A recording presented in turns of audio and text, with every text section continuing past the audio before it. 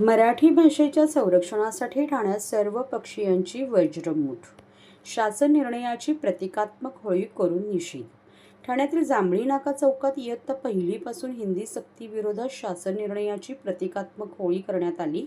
यामध्ये शिवसेना नेते माजी खासदार राजन विचारे, मनसेचे ठाणे शहर अध्यक्ष रवींद्र मोरे, राष्ट्रवादी काँग्रेस शरद पवार पक्षाचे ठाणे शहर जिल्हाध्यक्ष सुहास देसाई, त्याचबरोबर ठाणे जिल्हा कार्याध्यक्ष प्रकाश पाटील, शिवसेना ठाणे जिल्हा महिला आघाडी रेखा खोपकर, ठाणे जिल्हा महिला कार्याध्यक्ष साबिया मेमन आदीसह शिवसेना उद्धव बाळासाहेब ठाकरे, राष्ट्रवादी काँग्रेस शरद पवार, महाराष्ट्र नवनिर्माण सेना आणि काँग्रेस पक्षाचे पदाधिकारी कार्यकर्ते या आंदोलनात मोठ्या संख्येने उपस्थित राहून मराठी आमची हक्काची नाही, कुणाच्या बापाची, रद्द करा, हिंदी सक्ती कायदा रद्द करा, अशा अनेक सरकारच्या विरोधात घोषणाबाजी करण्यात आली.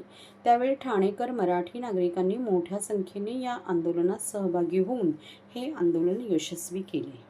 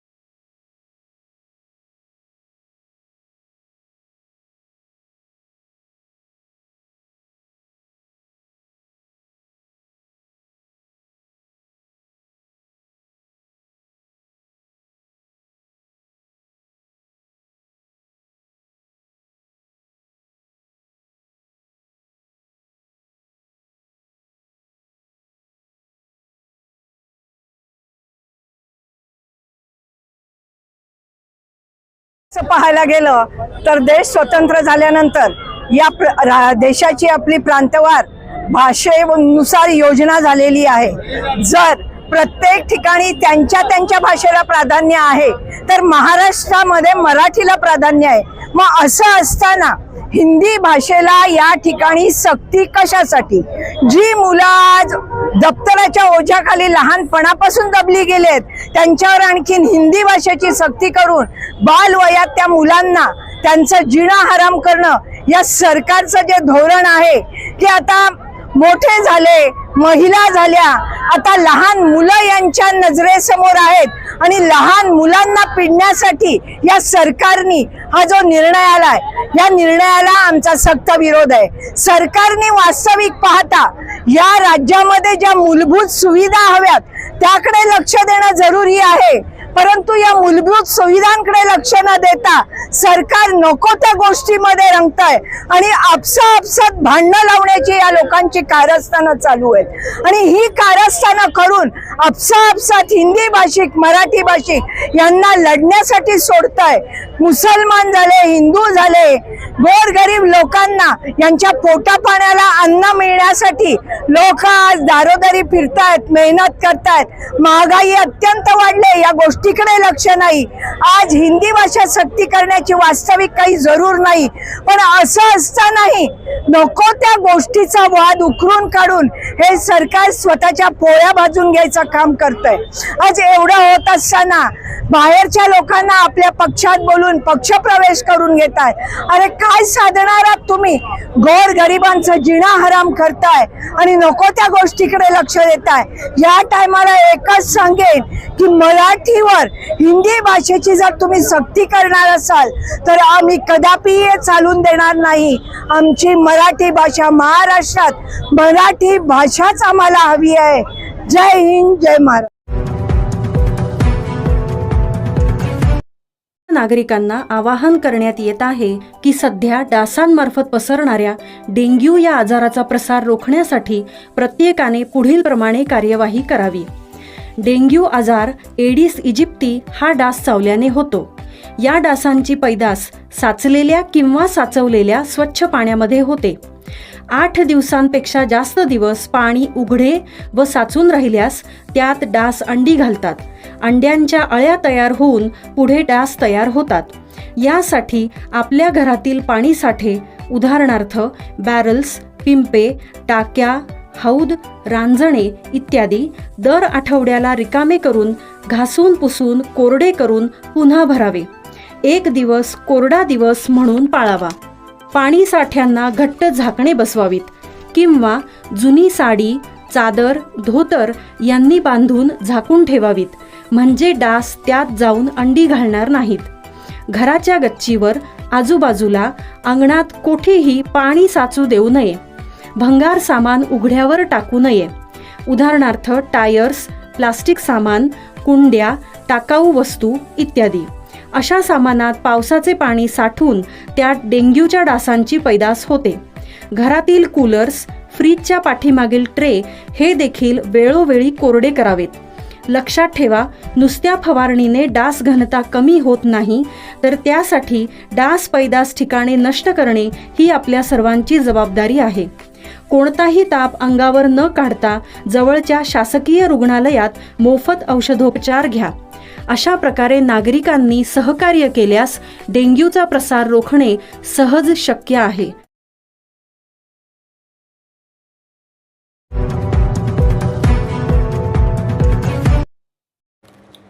ई ट्रॅक्टर शेतकऱ्यांच्या जीवनात क्रांती घडवून आणेल, परिवहन मंत्री प्रताप सरनाईक. ठाणे येथे देशातील पहिल्या ई ट्रॅक्टरची नोंदणी पार पडली.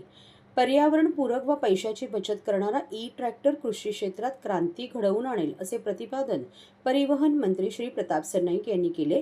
ते ठाणे प्रादेशिक परिवहन कार्यालयात देशातील पहिल्या ई ट्रॅक्टरची नोंदणी करताना बोलत होते.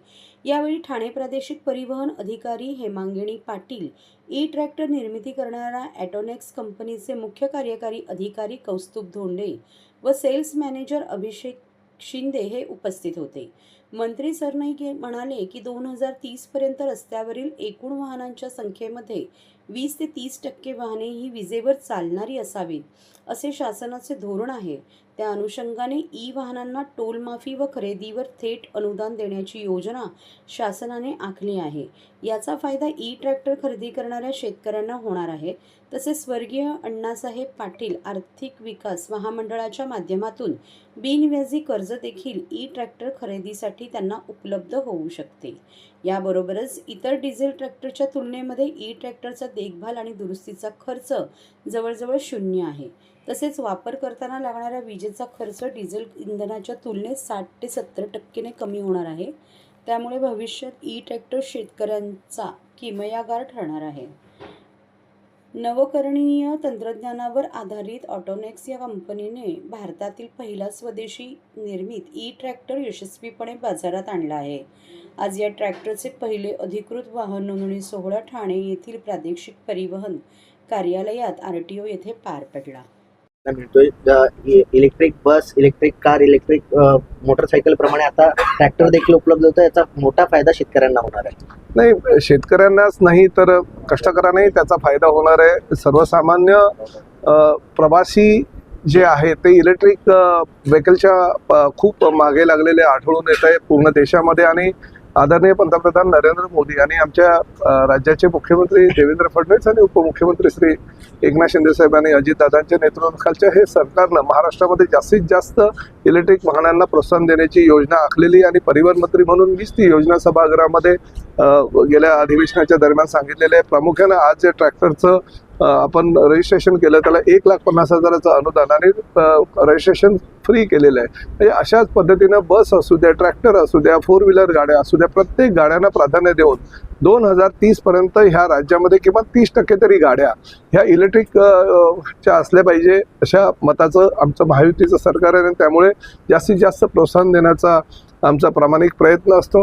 राज्य शासनाच्या माध्यमातून विविध उपाययोजना करून ह्या महाराष्ट्रामध्ये जास्तीत जास्त इलेक्ट्रिक वाहनं कशी येतील आणि जुनी जी डिझेलची किंवा इतर जी पेट्रोलची वाहनं आहेत ती पण इलेक्ट्रिकच्या माध्यमातून कसं त्याचं रूपांतर करता येईल ह्यासाठी सुद्धा आम्ही प्रोत्साहन देतोय आणि निश्चितपणे त्याला यश प्राप्त होताना दिसतंय. अनेक वेळा इंधनाचे ट्रॅक्टर जे आहेत ते शेतामध्ये जास्त प्रमाणात वापरले जातात. मात्र आता शेतकऱ्यांना काय आव्हान असणार आहे, कारण या ठिकाणी सबसिडी कृषी विभागाकडून पण दिली जाणार आहे आणि अण्णासाहेब आर्थिक विकास महामंडळाची ही अभिनंदनाची बाब आहे अण्णासाहेब आर्थिक विकास महामंडळाची. कारण शेतकऱ्यांनी घेतलेल्या कर्जावर 1 रुपया सुद्धा व्याज न घेण्याचं धोरण अण्णासाहेब पाटील आर्थिक विकास मंडळानं केलेलं आहे. राज्य शासनाचं अनुदान, व्याज फ्री कर्ज आणि अशा स्वरूपात जर विविध योजना राज्य शासनाच्या इतर माध्यमातून सुद्धा जर शेतकऱ्यांना उपलब्ध झाल्या तर निश्चितपणे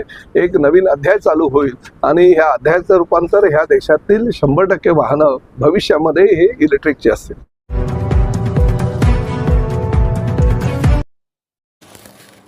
वर्तकनगर येथील गाळेधारक ठाणे महापालिका मुख्यालयासमोर बसले उपोषणाला. ठाणे वर्तकनगर येथील गाळेधारकांनी ठाणे महानगरपालिके पीपी तत्वावरती पुनर्बांधणी करण्याकरिता ठाणे महानगरपालिकेच्या विनंतीवरून भूखंड सुमारे 4 वर्षापूर्वी हस्तांतरित केला होता. त्यातील आताच्या संस्थेतील 66 सभासदांनी उदरनिर्वाहाचे साधन असणारी स्वतःची दुकाने ठाणे महानगरपालिकेच्या विनंतीवरून निष्कासित केली होती. पुनर्बांधणी करीत असताना मोबदला म्हणून पुनर्बांधणीच्या काळामध्ये त्यांनी सदनिकापोटी प्रत्येकाला 15,000 रुपये भाडे निश्चित केलेले होते. त्यांची दुकाने निष्कासित करून जवळजवळ 4 वर्ष होऊन सुद्धा त्यांना अद्याप भाडे सुरू करण्यात आलेले नाही. तसेच ठाणे महानगरपालिकेने अद्याप योजना सुरू केलेली नाही. त्याबाबत ठाणे महानगरपालिका त्यांनी संदर्भनीय 5 पत्रे पाठवून याबाबत विनंती केलेली आहे. त्यानुसार या मागण्यांकरिता सगळे गाळेधारक आज 30 जून 2025 पासून ठाणे महानगरपालिका मुख्यालयासमोर मागण्यांसाठी साखळी उपोषणास बसले आहेत. ठाणे महानगरपालिकेने लवकरात लवकर पुनर्बांधणी सुरू करावी व करारात ठरल्याप्रमाणे त्यांच्या उदरनिर्वाह साधन म्हणून प्रति महिना लागू असलेले भाडे त्वरित सुरू करावे व येणे असलेले थकीत भाड्याची रक्कम लवकरात लवकर अदा करावी अशी त्यांची मागणी आहे. पहिलं वर्तकनगर प्रभाग समितीसमोर केलेलं होतं. सर्वात महत्त्वाचं की मी त्या सोसायटीचा सभासद आहे. माझेही 5 गाळे आहेत, माझ्या आईचे 2 गाळे आहेत. चेअरमन साहेब आहेत, यांचेही 2 गाड्या आहेत. हे माजी परिवहन सदस्य आहेत विमन धनावडे. आणि जेवढे ज्येष्ठ नागरिक आहेत, 70 सालची आमच्या इमारत आम्ही तोडली यांच्यासाठी. हे बघा, हे पत्र त्यांनी आम्हाला दिलं की PPPवर योजना राबवायची, तुमचा भूखंड आम्हाला द्या. आम्ही भूखंड 2020 साली दिला. 4 वर्ष झाली. म्हाडाने त्यांचा भूखंड दिला. आता म्हाडाच्या भूखंडावरती जी अतिक्रमणं आहेत, ती अतिक्रमणं म्हाडाने ह्यांना दिली, म्हणजे तो भूखंड. हे तोडत नाहीत TMCवाले. रोज आम्हाला सांगतात आत्ता तोडतो, मग तोडतो, योजना सुरू नाही. आमची लोकं सगळी बाहेर बसलेली आहेत, त्यांना भाडी नाहीत. आमची मागणी आहे की एक तर तोडा, योजना सुरू करा, नाही तर आम्हाला 25-50 कोटी रुपये भरपाई देऊन टाका. आमच्या अधिकृत गाड्या आम्ही तोडून दिल्या आहेत, 80 गाड्या. 4 वर्ष झाली. वयस्कर मंडळी आहेत. तर माझी आई स्वतःची 84 वर्षाची आहे. तिचे स्वतःची दुकानं होती, लाडाची कुल्फी, वडापावचं दुकान, ते तोडलं. या सगळ्यांची गरिबांची दुकानं तोडली. विधवा बायका आहेत, त्यांची कोण नाहीत, त्यांना भाडी नाही, त्यांना देत नाही. आणि कोणाच्या तरी दबावाखाली, मंत्र्यांच्या दबावाखाली ते मंत्री गेलेत अधिवेशनात. ते जेव्हापासून मंत्री झाले उलाऊल करायला लागले, ते विसरले त्यांना आम्ही मोठं केलं. आणि ते कोणतरी माझी नगरसेवकाची बायका आहे, आता ते आमच्याच उरावर बसली. आम्ही मदत केली आणि आमच्याच उरावर बसले. त्यामुळे काय हे आयुक्त एकदम हे आहेत, डरपोक आहेत, घाबरत काय समजत नाही. पण आता आम्ही काय उठणार नाही साखळी उपोषण वगैरे. मी तर आमरण उपोषण करणार उद्यापासून. प्राण जाय पर वचन न जाय. तर हे तोडण्यासाठी अडचण कुठे येते? अडचण काय नाही, नकापूस काय ते बोलतात त्याला, नपुंसक. आयुक्तांना विचारा ना जाऊन, जा आणि आयुक्तांना जाऊन विचारा. चॉकलेट देतात. आयुक्तांना जाऊन विचारा, तुमचाच भूखंड आहे, PPPवरती तुम्हीच योजना काढली आहे, मस्के साहेबांचा सही आहे त्याच्यावरती महापौर म्हणून. महासभेने ठराव मंजुरी केला. मग अडचण काय? मी तर नाही केलं आहे ना. ठेकेदार पण त्यांचेच आहेत, माझा थोडी ठेकेदार आहे, त्यांनीच दिलं आहे ना. किती गाळेधारक आहेत एकूण? आमचे 80 गाळेधारक आहेत. अधिकृत आहे ना, आणि आमचा प्लॅन अप्रूव्ह आमची बिल्डिंग होती. ते अनधिकृत आहेत, अनधिकृतला तोडत नाहीत. अधिक जागा आमची 400,000 सर्वे क्रमांक. तर ती बिल्डिंग बांधल्यावर महानगरपालिकेला सुद्धा फायदा होणार आहे, तरी दिरंगाई चालली काय? अहो, महानगरपालिकेला काहीही न खर्च करता, काही पैसे न 50 कोटीचे डेव्हलपमेंट चार्जेस मिळणार. किती? 50 कोटी. आणि प्लस त्यांना 25 गाळे मिळणार. आणि जे आजूबाजूचे रोड वायडिंगमध्ये तुटले त्यांचं पण पुनर्वसन होणार. असं असताना महानगरपालिका, मला समजत नाही काय नेमकी करते. हे शासन काय करतंय?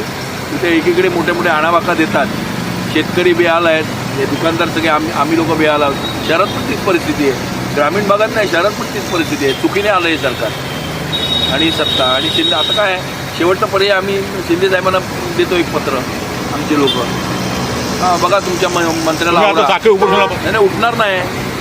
साखळी उपोषण चालू राहील आणि मी आमरण उपोषण करणार उद्यापासून. उठणार नाही. प्राण जाय पर वचन नाही. जीव गेला तरी चालेल.